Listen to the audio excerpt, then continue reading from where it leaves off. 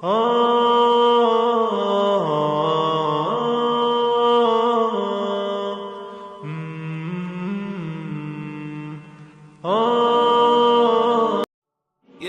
فؤادي كلما ذكر الحبيب ترنما ذاك الذي رب العلا صلى عليه وسلم.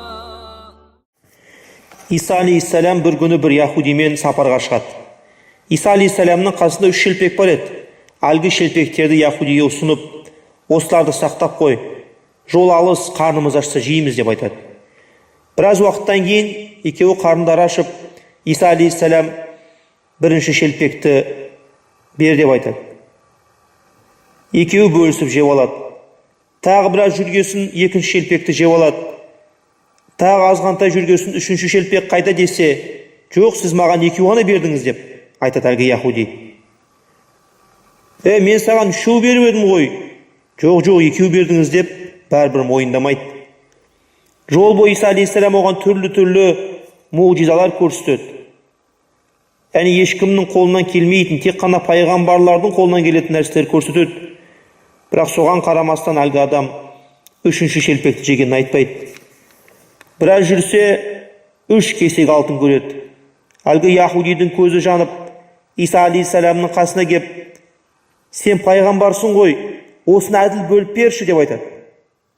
Сонда Иса пайғамбар 3 кесек алтынды алып, бірінші кесек менікі, екінші кесек сенікі, ал 3-ші алтын 3-ші шелпекті жегендікі десе, мен жедім оны деп, бірден мойындай бастайды.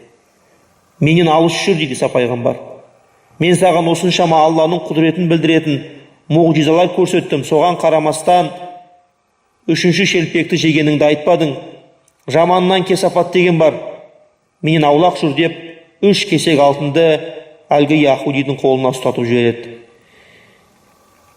Сөйтіп яһуди өзі кетіп бара жатса 3 ұрыға жолығады. Ұрылар оны өлтіріп, алтындарын тартып алып, араларында біреуін барып азық-түлік алып кел деп қалаға жібереді. Сөйтіп ана біреу кетіп баратып, мына екеуін алтын тартып алайын деп азық-түліктің ішіне у қосады. Ана екеуі де ошақтың басында отырып, анау келсе, бұны өлтірейік, сөйтіп алтынды екеуміз ғана бөлісейік деп олар да бір қулық ойлайды. Ақыры қайтып келген достарын өлтіріп, алтын тартып алып, уланған тағамды жеп, өздері қайтыс өліп, сол жерде бәрі жатыр дейді. Алтын да жатыр, ұрылар да жатыр. Иса пайғамбар қайтып кел жатса, әлгіні көріп таңғалады. Сонда Жәбірәйіл періште айтқан екен: Иса, дүниеге басымен кіріп кеткендердің жағдайы осындай болады депті. Қараңыздар, шынымен бұл дүние ешкімге қалмайды. Өйткені соңдардың соңында барлығы Алланыкі болады. Лиллахил уахидил қаххар. Бәрі Алланыкі. Сенің үйің сенікі емес, сенің көлігің сенікі емес, сенің жерің сенікі емес, бәрі Алланыкі. Сол себептен өтіп кететін дүние үшін біреудің ақысын жемеу керек.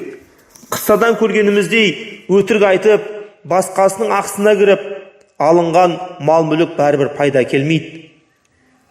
Кезінде Сүлейман деген пайғамбар өткен, һәм пайғамбар, һәм патша болған. Сол Сүлейман алейхиссалам қайтыс болар шағында уәзірлерін шақырып былай дейді: уәзірлерім, мен дүниеден өтейін деп жатырмын. Мен қайтыс болған шағымда менің табытымды қаламыздың, еліміздің менмін деген дәрігерлер тасысын депті.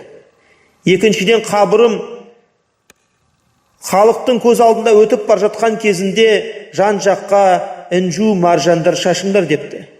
Үшіншіден, мүмкін болса бір қолымды көрсетіп қойыңдар халыққа депті. Сонда бұны түсінбеген уәзірлер аң-таң болып қалады. Патшамыз, пайғамбарымыз, бұл не дегеніңіз десе, біріншіден табытымды дәрігерлер тасысын дегенім, халық білсін, ешбір менмін деген дәрігердің өзі бәрібір өлімнен алып құтқара алмайды. Екіншіден, інжу маржан таратыңдар дегенім, халық ойламасын, осы Сүлейман о жаққа барғанда өзімен бірге алып кетті деп ойламасын. Сол үшін тарқатыңдар алтындарды, маржандарды дедім. Үшіншіден, қолымда да бірдеңе қалған шығар деп те ойламасын. Менің алақанымды ашық қалдырыңдар, түсінсін.